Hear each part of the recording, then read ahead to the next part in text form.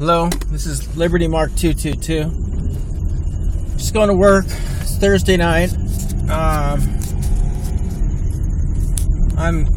was reading an article yesterday about the riots that they're having in Iran because the rial, the Iranian currency, it's plunged like 70%. So obviously, they put a ban on the SWIFT code for Iran, so Iran hasn't been able to make transactions through banks that use the SWIFT code, which is basically all the banks in the world. So they're having a hard time, I guess, selling their oil or making transactions that way. So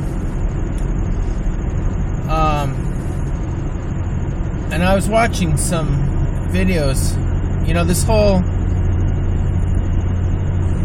it's kind of funny, you look at things and things start to make sense. All of a sudden it's like, whoa, okay, I understand now. See, like when we went into Iraq, with Saddam Hussein there,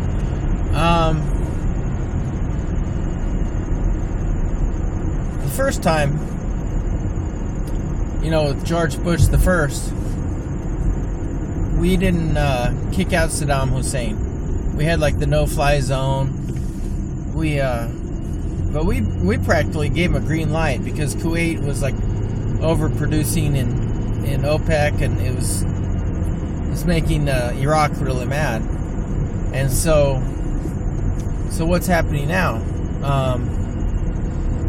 So a lot of these oil countries are tired of using the dollar because it's lost so much of its value. So they're just losing money every time they make transactions in dollars. All their investments in dollars are just going down. So, like, what I found out is that after, I guess basically after World War II, with the Bretton Woods Agreement, part of that must have been to set up, since the dollar became the world currency, world reserve currency, somehow we must have had an agreement with Saudi Arabia and I guess Iran and some of the Middle Eastern countries that we would protect them, because none of them have had very big military. When you look at Saudi Arabia, they couldn't protect themselves for anything. All that oil that they found, that was discovered by Exxon, and then they nationalized it. And it would have been really easy for the United States to go in there and invade Saudi Arabia, take that oil over. But they must have made agreements saying, okay, we're gonna, we'll protect you. You sell us your oil, but it has to be in dollars. And that was the whole brilliance of this whole thing. We don't really care about owning their oil. We just care about them selling it in dollars, because then we have the world's reserve currency. It's kind of a brilliant thing, actually, what they did. Except right now, it's all falling to pieces. It only lasted about, what, I guess 60 years, something like that. But then, so what's happened is Saddam Hussein, after he had the sanctions against him, he was trying to get out of paying the oil in dollars, and he's trying to get it in euros. And that's, from what I heard, that's one of the reasons we invaded Iraq, was because he was not selling his oil. He was trying to get out of selling his oil in dollars and trying to sell it in euros. So that's one of the reasons we took over Iraq. And then that's what happened in Libya.